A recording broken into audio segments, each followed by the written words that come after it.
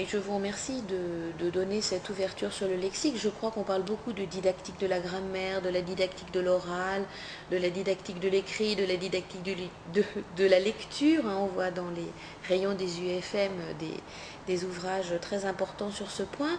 Et il est vrai que la didactique du lexique est un petit peu en retrait parce qu'on a l'impression que travailler sur un mot de ci, de là, l'expliquer, aller dans un dictionnaire à l'occasion d'une lecture d'un texte qui serait peut-être avec un peu de vocabulaire complexe, pourrait suffire.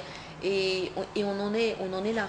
Alors là encore, ça veut dire un investissement particulier de l'enseignant, parce qu'il a en français tellement de sous-disciplines à traiter et à observer qu'on est là sur un chantier extrêmement compliqué.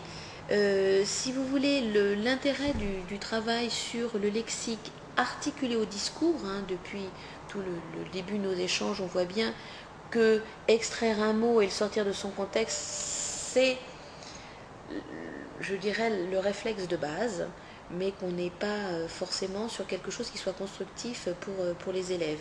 Alors on a tous eu un petit calepin avec un petit carnet de vocabulaire où on mettait précieusement son mot, 2 points, sa définition. Alors évidemment ça a un intérêt, mais le mot dans le contexte du discours est beaucoup plus intéressant et il marque davantage l'impact, je dirais, du côté de l'apprentissage.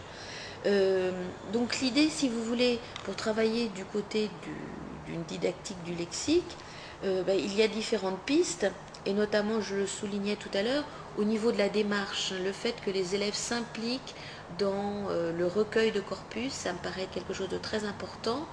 Alors là, après, c'est selon les classes, selon les envies, selon les niveaux, mais on peut faire travailler les élèves par petits groupes. Alors on va me dire tout de suite, là, ça va être la panique et ils vont faire du bruit. Ça dépend. S'ils ont leur propre corpus, alors s'ils sont allés relever, par exemple, on les met sur la piste de relever des mots qui finissent par âge.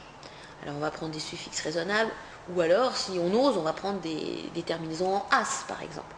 Donc ils vont nous trouver tous les mots grossiers imaginables, donc peut-être pas, ou peut-être, ça dépend du groupe. Mais vous voyez, si on leur demande de trouver des mots qui finissent par âge, eh bien on va pouvoir, avec leur corpus de base, 3 mots qui finissent par âge. Alors certains pourront être segmentés du côté de la morphologie, d'autres non. Et l'enseignant, de toute façon, a des outils pour travailler avec les dictionnaires. Je pense notamment au petit Robert électronique qui est formidable. Il suffit de mettre une petite étoile, âge, et on aura tous les mots en âge du dictionnaire.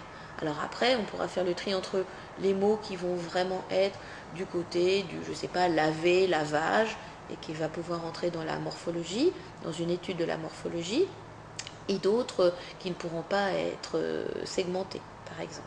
Donc vous voyez, on a la possibilité de faire collecter du corpus à des élèves, de travailler sur leurs propres trouvailles, et donc ça a une implication tout à fait différente, et d'élaborer les règles avec eux. Et je crois que les dernières instructions officielles sont très claires, c'est vraiment un travail d'observation. On n'est pas en train de faire un cours magistral, on fait travailler sur des faits de langue, donc on a des observations et on peut donner des résultats.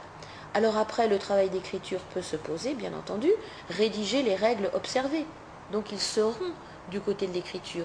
Et puis après, si on veut pousser jusqu'à de la littérature, il y a bien entendu la possibilité de leur faire inventer un petit texte qui soit truffé, si je peux me permettre, de mots en âge.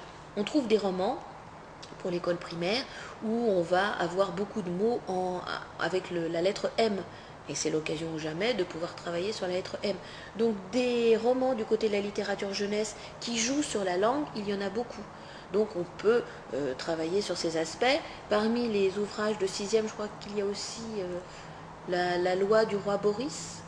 Et donc cette loi interdit d'utiliser la lettre E parce que le roi a fait une faute, il a oublié de mettre un E quelque part et il a trouvé scandaleux d'utiliser la lettre E. Donc tout le monde doit éviter l'emploi de cette lettre.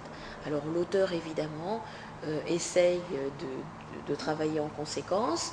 Les gens du royaume n'utilisent plus la lettre E, donc ça fait tout un travail d'écriture. Donc vous voyez, on n'en est pas à leur demander des choses aussi complexes, mais on voit bien que la littérature parle de la langue de temps en temps et que ces articulations peuvent être proposées et c'est ce qui est d'ailleurs très, très bien fait dans le dossier.